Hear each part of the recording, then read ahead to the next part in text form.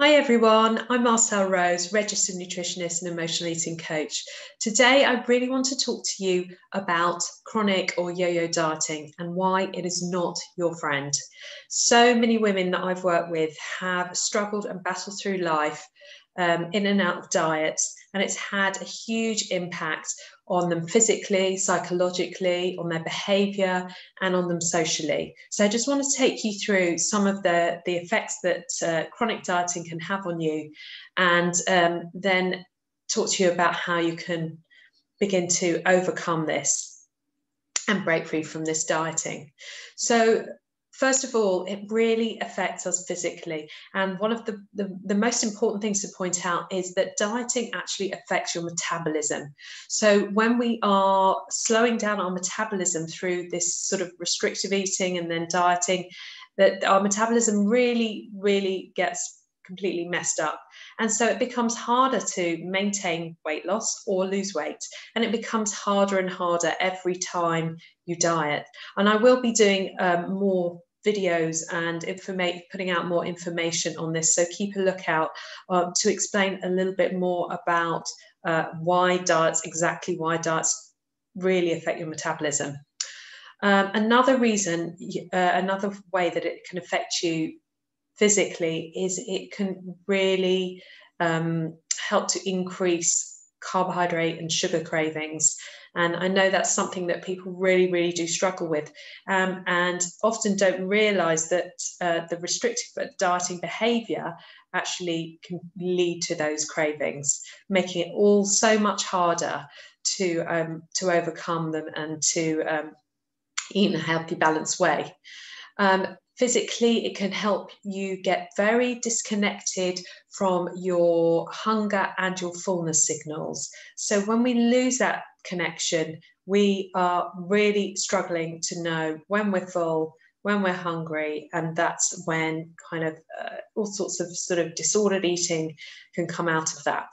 And things can be very difficult. You can make you feel tired all the time, and that's even when you think you've had a good night's sleep. You might be losing hair or hair loss that's more than you should be expecting, really, and it can bring about irregular periods as well. So, but all in all, just the way when someone is chronically dieting and you're focusing more on your calories and less on the nutrients that you're putting in, often there are nutrient insufficiencies and even deficiencies in people who are chronically dieting. Now, psychologically, you can have things like worrying about what you're going to eat and thinking about food all the time. You might be counting calories, points, carbs, or weighing food. You have that all or nothing thinking.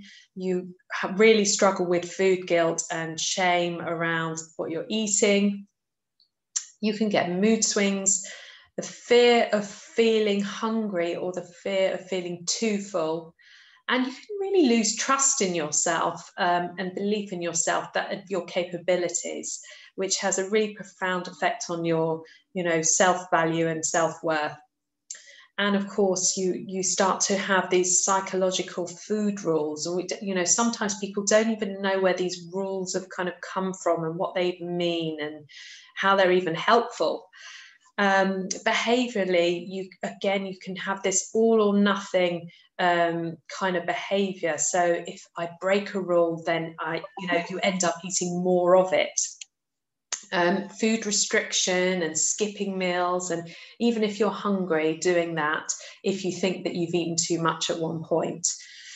Eating more in response to stress is another outcome. And exercise in order to compensate for the calories that you've eaten, rather than just exercising for joy or for health and for well-being. It's all based on that compensatory effect, which actually doesn't work anyway. Binge eating and secretive eating, also real effects of chronic dieting. And socially, so when you're with other people, you want to eat differently. You might be making judgments and comparisons about what and how much other people are eating. You might believe that these other people are judging you about what and how much you're eating.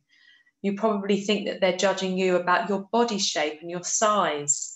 You might even cancel arrangements if it involves eating a meal, or avoid eating altogether, and make up excuses.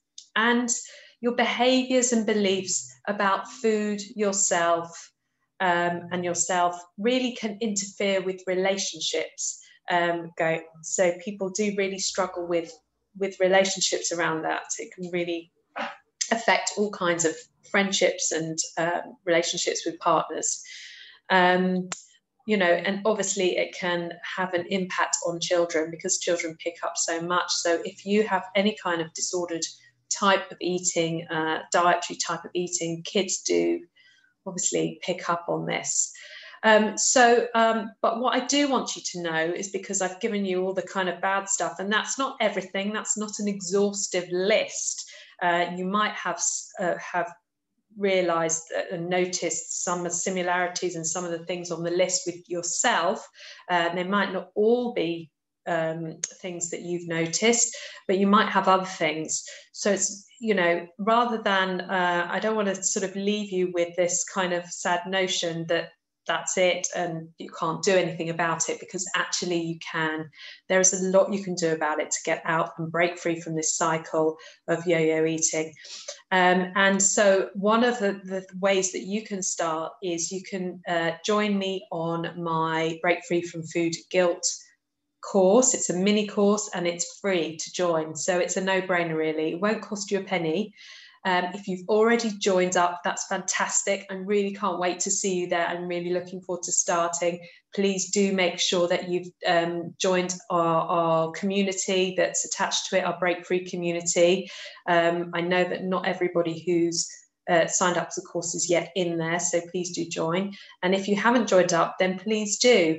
I'm providing links to both things there so that you can join up, and I can help you, coach you within a very safe and gentle environment to take your first steps towards food freedom.